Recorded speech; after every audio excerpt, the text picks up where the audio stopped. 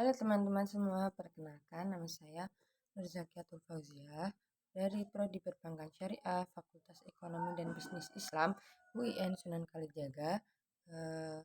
Saya di sini ingin memenuhi tugas akhir saya yang diampu oleh Bapak Mahfud Asyari, ingin menjelaskan sedikit tentang peradaban Islam di dinasti Mughal. Nah, eh, dinasti Mughal ini adalah dinasti di mana peradaban Islam yang sangat besar dan berpengaruh dalam sejarah dunia. Nah, dinasti ini berjaya di wilayah Asia Selatan, terutama di India, dan meninggalkan warisan yang luar biasa dalam bidang pemerintahan. Dalam maaf, eh, meninggalkan warisan yang luar biasa dalam berbagai bidang, di antaranya bidang pemerintahan, bidang budaya, bidang seni, dan hingga arsitektur yang masih bisa kita lihat sampai sekarang. Nah, dinasti Mughal berdiri pada awal abad ke-16, tepatnya tahun 1526 Masehi. Pendiri dinasti Mughal adalah mempunyai nama lengkap Zahiruddin Muhammad Babur. Nah, beliau ini seorang penguasa di Asia Tengah. Beliau ini penguasa dari Asia Tengah yang memiliki garis keturunan dari Timur Leng dan Genghis Khan. Nah, Babur berhasil menaklukkan Delhi setelah memenangkan perang Panipat melawan Sultan Ibrahim Lodi. Nah, kemenangan inilah yang menandai lahirnya kekuasaan dinasti Mughal di India. Pada awal berdirinya, kekuasaan Mughal belum terlalu kuat. Nah, Babur dan penerusnya itu harus menghadapi berbagai tantangan, baik dari kerajaan lokal maupun dari dalam pemerintahannya sendiri. Nah, namun seiring berjalannya waktu, dinasti Mughal tumbuh menjadi kekuatan besar, terutama ketika dipimpin oleh para raja yang cakap dan visioner. Masa kejayaan dinasti Mughal dimulai pada masa pemerintahan Akbar Agung. Nah, Akbar dikenal sebagai pemimpin yang bijaksana, berpikir terbuka, dan memiliki kemampuan administrasi yang sangat baik. Ia berhasil memperluas wilayah kekuasaan Mughal hingga mencakup hampir seluruh India Utara dan sebagian India Tengah. Yang menarik dari Akbar adalah sikapnya yang sangat toleran terhadap berbagai agama dan budaya. Ia tidak memaksakan Islam kepada rakyatnya, melainkan memberi uang bagi umat Hindu, Kristen, dan agama lain untuk hidup berdampingan secara damai. Kebijakan ini membuat stabilitas politik dan sosial di wilayah Mughal semakin kuat. Nah, selain itu, Akbar menata sistem pemerintahan dan ekonomi dengan sangat rapi. Ia memperbaiki sistem pajak agar lebih adil dan tidak memberatkan rakyat. Hasil pertanian yang dicatat eh, hasil pertanian yang dicatat dengan baik sehingga pendapatan negara menjadi stabil. Karena kebijakan inilah kesejahteraan masyarakat meningkat dan kerajaan berkembang pesat. Nah, setelah Akbar wafat, kekuasaan dinasti Mughal dilanjutkan oleh putranya Jahangir dan kemudian oleh Shah Jahan. Nah, masa pemerintahan Shah Jahan sering disebut sebagai masa keemasan seni dan arsitektur Mughal. Pada masa inilah dibangun berbagai bangunan megah yang menjadi simbol kejayaan Islam di India. Salah satunya yang paling terkenal adalah Taj Mahal. Nah, itu kan sekarang keajaiban dunia di India ya, teman-teman.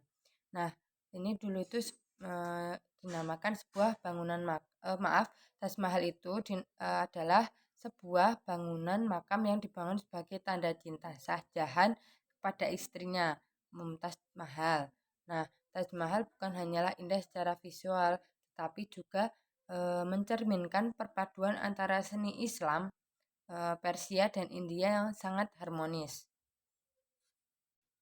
Selanjutnya yaitu selain Taj Mahal, pada masa Shah Jahan juga dibangun berbagai benteng, masjid, dan istana yang menunjukkan kemajuan teknologi bangunan dan seni arsitektur. Nah, ciri khas arsitektur Mughal terlihat dari penggunaan kubah besar, menara tinggi, hingga hiasan kaligrafi Islam, serta motif geometris yang sangat detail dan indah. Dinasti Mughal juga memberikan kontribusi besar dalam bidang seni budaya. Pada masa ini berkembang seni lukis miniatur Mughal yang biasanya menggambarkan kehidupan istana, kegiatan raja, serta pemerintah, serta peristiwa penting kerajaan. Nah, musik juga berkembang pesat dengan perpaduan antara musik Islam dan musik tradisional India. Selain itu, bahasa Persia digunakan sebagai bahasa resmi pemerintahan dan sastra, sementara bahasa Urdu berkembang sebagai bahasa komunikasi masyarakat. Nah, dalam bidang pendidikan dan ilmu pengetahuan, dinasti Mughal mendukung pengembangan madrasah dan pusat-pusat keilmuan. Ilmu agama seperti tafsir, hadis, dan fikih dipelajari berdampingan dengan ilmu hukum seperti sejarah, filsafat, dan matematika. Nah, hal ini menunjukkan bahwa peradaban Mughal tidak hanya fokus pada kekuasaan, tetapi juga pada pengembangan intelektual masyarakatnya. Pemerintahan dinasti Mughal dikenal cukup teratur. Para pejabatnya itu diangkat berdasarkan kemampuannya dan loyalitas, bukan semata-mata karena keturunan bangsawan. Wilayah kekuasaan dibagi menjadi beberapa provinsi yang dipimpin oleh pejabat yang bertanggung jawab langsung kepada raja. Sistem ini membantu menjaga stabilitas dan kelangsungan pemerintahan dalam waktu yang lama. Namun setelah masa kejayaan tersebut, dinasti Mughal ini mulai mengalami kemunduran. Nah, pada poin ini saya ingin membahas tentang kemundurannya dinasti Mughal. Terutama itu kemunduran pada akhir pemerintahan Aurangzeb.